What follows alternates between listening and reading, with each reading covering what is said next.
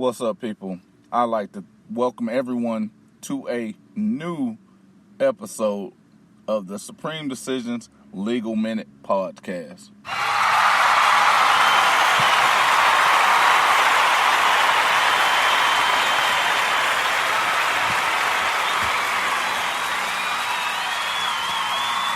I actually want to take a few seconds to thank all of my donors that's allowing this Supreme Decisions brand to expand and grow as we're doing from YouTube videos to now podcasts, which shortly will be going into other fields. And one of the things that we're going to set up is the Supreme Society, where everyone will have an opportunity to pretty much voice their opinions, voice their concerns, and we have a actual legal forum for everyone to post and get their questions answered in a constitutional law manner. Now, today, I've been going through a lot of my emails. I've been going through a lot of the comments that are made on a lot of the videos. And what I want to do is do a quick run through. Today's podcast will not be, the normal 25 minutes, but it will be hopefully something that you can grasp upon and understand the exact concept that's being displayed as far as what is legal and what is not. The first comment I want to address is one in which a young man stated that the police can take your property and do what is called an inventory check. And I explained to him that is correct. However, here's where we have the conundrum. Any property that's taken by police because of the taking clause, which I went over in a video, has to be part of a crime. And a traffic citation is not a crime. So whenever you're sitting there and you say, oh, well, he doesn't have registration, so we're going to impound the vehicle. Well, unless they have a reason to impound the vehicle, it's not theirs to impound.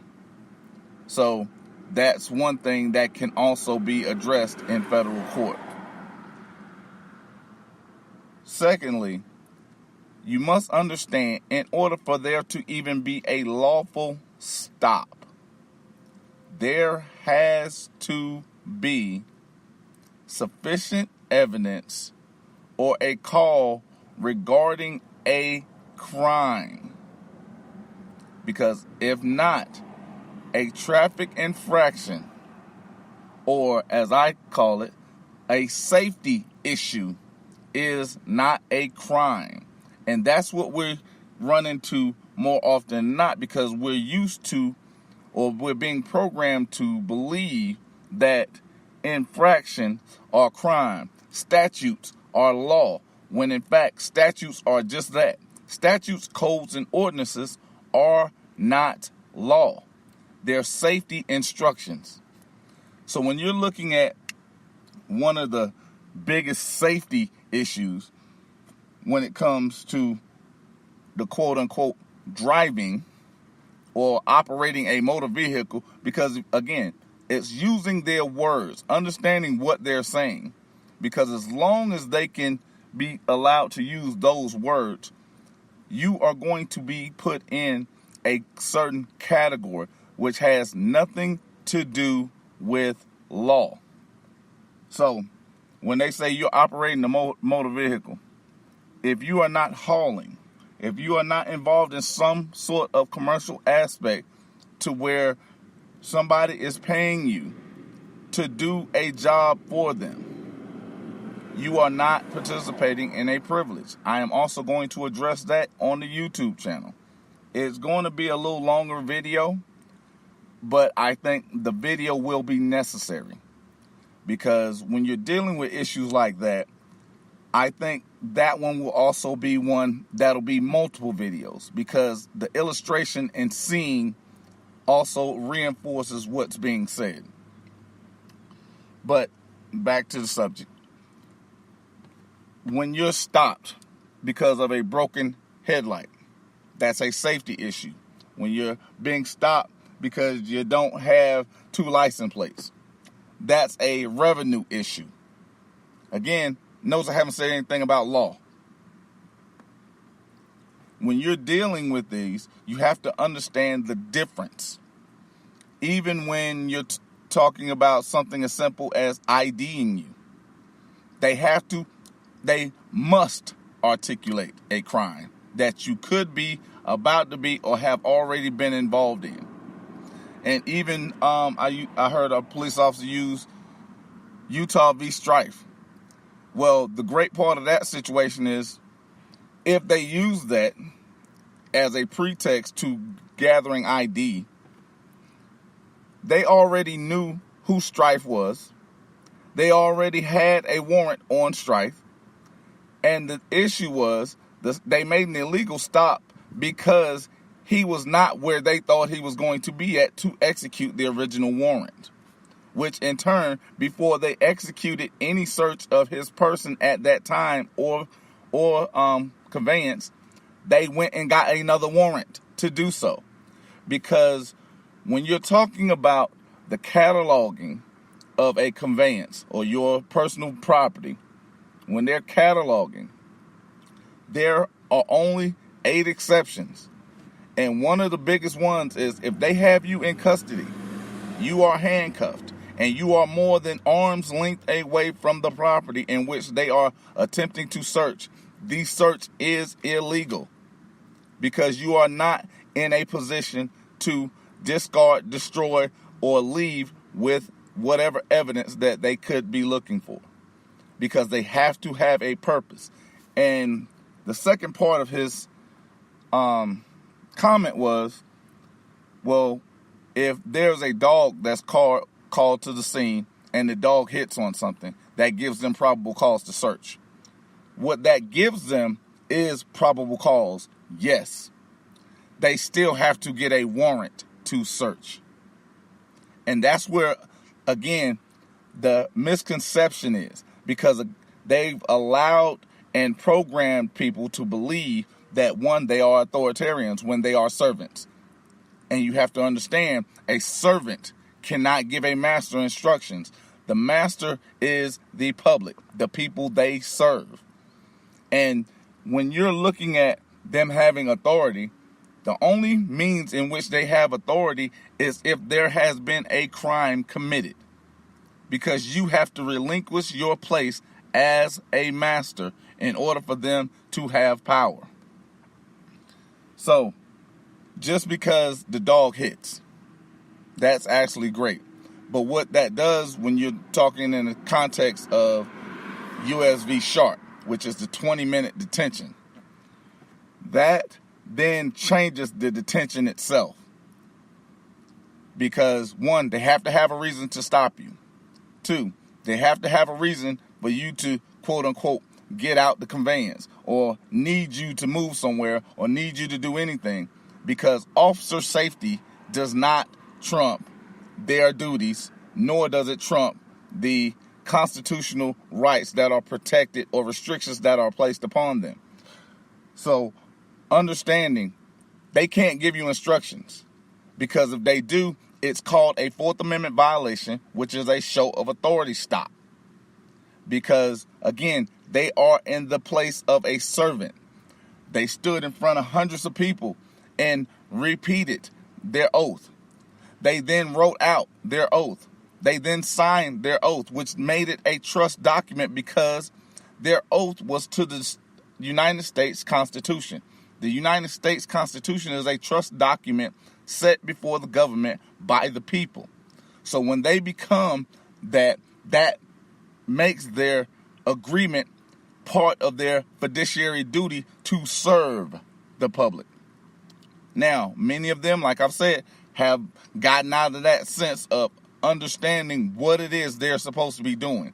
And since they have forgotten that, those are the ones I am speaking about when I say, hey, take their ass to federal court, because they no longer want to do the job properly. And therefore, you shouldn't make them do the job properly, because that is the job they signed up for. That's the job they knew what was going on with prior to even wanting to be a police officer. That is the job that they swore an oath to uphold and defend. And if they're choosing not to do so, then they should not be benefiting from the actions of wearing the uniform of a brave man, a brave woman, someone that is actually serving, because their actions are the ones that cause good officers that is doing their job, that is going out there serving as they swore that they would do. Those are the ones that are getting hurt, not these ass clowns that are not doing their job properly. They are the ones that are putting at risk the lives of not only the public, but themselves and others. They do not deserve to wear the badge. This is why I advocate taking their ass to federal court, suing them in their personal capacity, because you shouldn't sue Officer Johnson.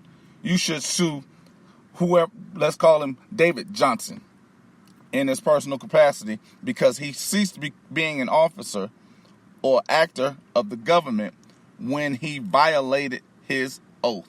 And that also goes for, Diane Johnson. So no matter the gender, male or female, if they're not doing the job properly, they are saying, hey, sue me in federal court. I don't deserve this badge. I don't deserve this job. I don't deserve being held to a higher standard. Because my issue is the fact that we are now in a time or in a country where we hold fast food workers at a higher standard than we do our police force.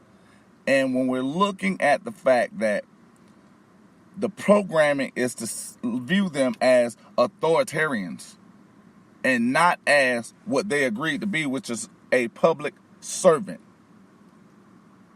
that's where the whole misconception comes in at, because they actually believe they're not serving. They actually believe they don't work for the people. They actually believe that they can go out and do whatever it is that they want to do. And this is a means of breaking the blue wall, because it's the stupidest thing I've ever heard to complain about the blue wall and then complain about a police officer to another police officer and then complain that there is nothing happening. Or when we're looking for quote-unquote justice and we're expecting someone that is partnered with the blue wall to actually hold them accountable, such as a district attorney. Now, I do have to applaud those, I can't remember where the officer at, but he is here in Texas. He was just sentenced to 15 years for killing an unarmed teenager, which was basically him unloading a clip into a moving vehicle that was moving away from him. Because most people, whenever I put up the Criminal Damages Act or the Wrongful Death Act, which when holding police officers liable, the first thing they said was, well, you have to understand that's part of their job. No, a police officer's first job is for preservation of life. And when they do something, there is this thing called imminent danger. The problem is people don't understand the fact that when something happens, they need to file immediately, because there is a statute on holding them liable when it comes to those types of actions. But what happens is they're bullied because they're taught that it does not happen, or it's not easy, or they're not able to do it. So I'm going to conclude this one. We're going to have another one up shortly, but I want to get those few questions answered. And I also want you to understand, you are a master, not a servant, and that you are the authoritarian, not the police. They are bound by a duty to work towards your benefit, and you should hold them accountable for doing such a thing. And until next time.